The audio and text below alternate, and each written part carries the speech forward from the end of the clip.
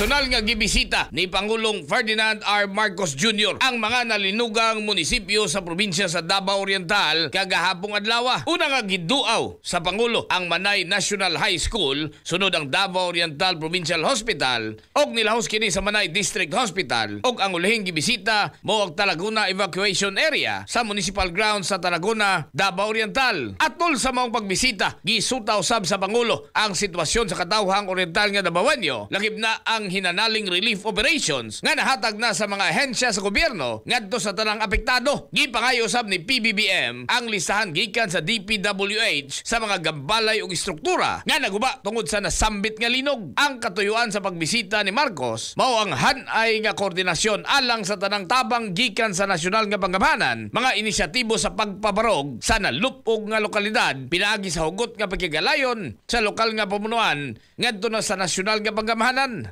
Gi-anunsyo usab ni Marcos nga muhatag ang panggamhanang nasyonal og 100,000 pesos alang sa mga pamilyang nawad-an og panimalay samtang 10,000 pesos ngadto sa pamilyang nakahiagom og partially damaged nga mga balay. Gipasabot usab ni PBBM nga mogikan sa municipal leaders ang rekomendasyon para sa budget nga kinahanglan base sa pinansyal nga panginahanglanon sa pagbakod sa ilang mga nahisakupan. Samtang sa bigas bahin sa taho ni Davao Oriental Governor Nelson L. Dayanghirang niabot na ngadto sa 166,000 ang ihap sa mga pamilyang apektado sa magkasunod nga linog nga nitayog sa tibok probinsya sa Davao Oriental. Para sa healthy body ug stronger immunity, mag Santon Plus Gold na kita. Katropa ni sa balita, sa Mati City. Para sa nagkayusang Pilipino, para sa Pilipinas, kini si katropang Vicente Pichon IV, XFM News.